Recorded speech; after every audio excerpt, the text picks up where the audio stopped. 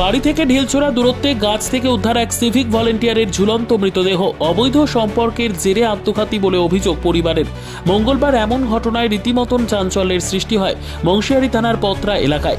ঘটনার পর পুলিশ মৃতদেহ উদ্ধার করে পুরো বিষয়টি খতিয়ে দেখছে। পুলিশ জানিয়েছে মৃত সিভিক ভলেন্টিয়ারের নাম যুগল মাহাতো, বাড়ি বংশিয়ারি থানার পত্রা এলাকায়। সে বংশিয়ারি থানায় কর্মরত ছিলেন। এদিন মৃত সিভিক ভলেন্টিয়ারের পরিবারের অভিযোগ, অবৈধ সম্পর্কের জেরে গলায় ফাঁস লাগিয়ে আত্মঘাতী হয়েছে ওই সিভিক ভলেন্টিয়ার। ঘটনার তদন্ত শুরু করেছে বংশিয়ারি থানার police. North Bengal Times report. বলছি যে বিষয়টা হচ্ছে ও চাকরি পেয়েছে 2014 সালে থেকে, মানে প্রায় 10 বছর। 10 বছরে ও চাকরি করে টাকা পয়সা কি করতো তাহলে? ওই তো মাগি চাইলে দিত। কোন মাগি? একটা আছে, ওর জন্যতে জীবনটা গেল। ও কে এসেছে? সে কোথাকার মহিলা? ওই পত্রা মোড়ে বিবাহিত মহিলা। তার নাম কি? তুমি কর্মকার এই কি চক্রবর্তী। তার সঙ্গে কতদিনের সঙ্গে সম্পর্ক? যখন থেকে চাকরি পাইছে তখন থেকে বাড়িতে একটা পয়সা দেয় না। আচ্ছা, সম্পূর্ণ ওর কাছেই পয়সা। তারপরে মাঝখানে শুনেছিলাম বছর দুয়েক আগে অনেকে ওই বউটাকে নিয়ে কোথাও চলে গেছে। কোথায় গেছে? ওটা 23-এ ওই বইটাকে নিয়ে ওটা 23-এ আপনাকে কতদিনের জন্য যায়? মাসখানেক। না 1 মাস হয়নি। তখন কি চাকরিতে ছুটি নিয়ে গেছিল? কি ছুটি নিয়ে গেছিল? কি বলে গেছিল? আমি বাইরে যাচ্ছি ঘুরতে বা চিকিৎসার জন্য এই টাইপের নাকি? দিয়ে বউটাকে নিয়ে চলে যায়। ওর স্বামী কিছু বলেনি, বাধা দেয়নি? তাই তো বলতে পারলাম না, এখন দূরে বাড়ি, আমরা তো এখানে এখন। আচ্ছা, ওর স্বামী এসে কোনো কিছু বলেছিল আপনাদের? হ্যাঁ বলেছিল। কি বলেছিল? বলেছিল যে আপনার ছেলে কই। আমি বলতে পারবো না। বলছে তোমার ছেলের জন্য কেস করবো। আমি কেস করো। যখন এই হাঁস মুরগি মাছ মাংস খাইতে তখন মজা লাগতো, তখন তো কেস করোনি। তখন তো তুমি বলনি আমাকে যে এতগুলা জিনিস আমার ঢুকছে, আর এখন চলে গেছে, এখন তুমি আমার নামে কেস করছো। তার মানে ছেলেটা যে টাকাটা কি ওই পরিবারে দিত? হ্যাঁ সম্পূর্ণ। বাড়িতে একটা পয়সা দিত না। আচ্ছা, মানে ওই সংসারটা তো ওই মহিলা, মানে মহিলাটার স্বামী সবকিছু জানতো। এখন কি বাড়িতে আছে না পালিয়েছে?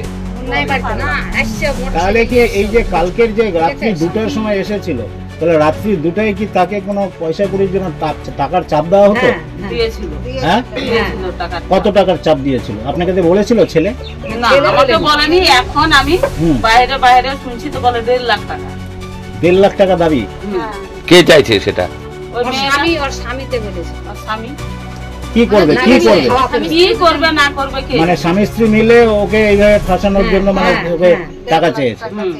তো বলছে টাকা না দিলে পরে তোকে মারি ফেলবো। আচ্ছা, সেই জন্য কি আপনার ছেলে সুসাইড করেছে?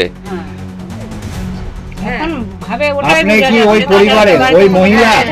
আপনি কি ওই মহিলা এবং তার স্বামীর বিরুদ্ধে থানায় অভিযোগ জানাবেন? করতে হবে। বড় ছেলে আসুন। আচ্ছা, বড় ছেলে আসুন, বড় ছেলে আসুক, তারপরে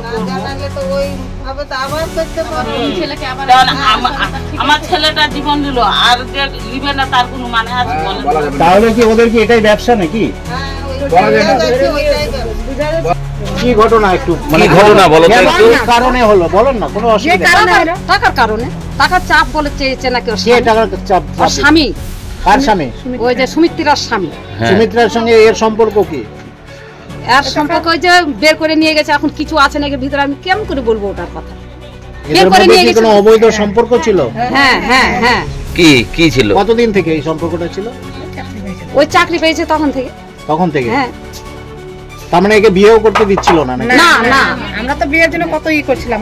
বিয়ে টিয়ে কিচ্ছু করতে দিচ্ছ না, একটা টাকা পয়সাও দিত না বাড়িতে সংসারে। আবার কালকে আবার চাপ দিয়েছে, টাকার চাপ। আচ্ছা, ওর স্বামী টাকা দাও নালে। এখন সকালে এসে এখন কি করতো জানি না, এখন মারতো না এখন কি করতো ওটা তো আমরা জানি না। তার আগে তো ওই সুসাইড করে দিল। মানে বউকে লেলিয়ে দিয়ে এইভাবে অর্থ উপার্জন করাই তার কাজ নাকি? হ্যাঁ। তো আপনারা কি চাইছেন? আমরা কি চাইবো? আমাদের শাস্তি চাই আমরা। আমাদের ছেলে চলে গেল, আর তো কালকে আরেকজন যাবে, কোনো গ্যারান্টি নেই। কোনো গ্যারান্টি আছে? হ্যাঁ। আপনার নাম? আমার নাম সোহাগী মাছ।